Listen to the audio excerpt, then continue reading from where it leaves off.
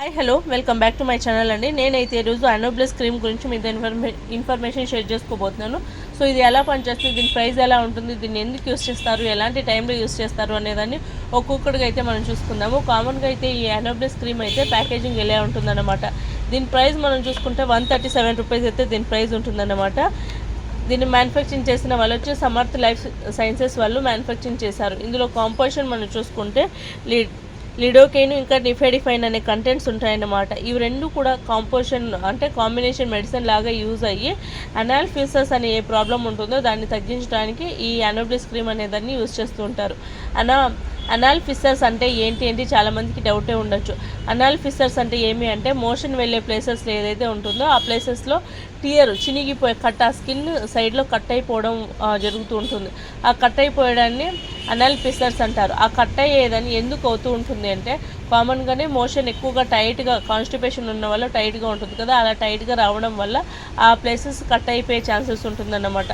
దానివల్ల చాలా ఎక్కువగా పెయిన్, స్వెల్లింగ్, ఇంకా దురద రావడము, చాలా డిస్కంఫర్ట్, మోషన్ వెళ్ళే టైంలో చాలా నొప్పి, తట్టుకోవడానికి అవ్వదన్నమాట. అంత ప్రాబ్లమ్స్ ఫేస్ చేస్తూ ఉంటారు. వాటన్నిటిని కూడా తగ్గించడానికి అనోబ్లిస్ క్రీమ్ అనేదాన్ని యూస్ చేస్తూ ఉంటారు. కామన్గానే ఈ అనోబ్లిస్ క్రీమ్ ఏం చేస్తుందంటే బ్లడ్ వెజల్స్ని ఆ ప్లేస్లో ఏదైతే బ్లడ్ వెజల్స్ వెళ్తూ ఉంటాయో ఆ బ్లడ్ వెజల్స్ని రిలీజ్ చేయడం వల్ల ఆటోమేటిక్గా మోషన్ అనేది కొంచెం లూజ్ అవుతుంది అన్నమాట. చాలా ఫోర్స్గా రాకుండా కొంచెం లూజ్గా రావడం వల్ల ఈ అనాల్ ఫిస్సర్స్ ప్రాబ్లం అనేదాన్ని తగ్గించే వాళ్ళం అవుతామన్నమాట. సో దీని ప్యాకేజింగ్ ఎలా ఉంటుందంటే ఇందులో ఒక ట్యూబ్ లాంటిది కూడా ఇచ్చారనమాట. ఇదేంటి అంటే కనెక్టర్ లోపల కూడా ఎక్కువగా పెయిన్, బ్లీడింగ్ ఎక్కువగా ఉంది అనుకునే వాళ్ళలో దీనికి ఇలా కనెక్ట్ చేసి ఈ ఆయింట్మెంట్ డైలీ 2 times అప్లై చేయడం వల్ల దీని రిజల్ట్ అయితే చాలా బాగుంటుంది. సో ఇదండి ఈ అనోబ్లిస్ క్రీమ్ గురించి.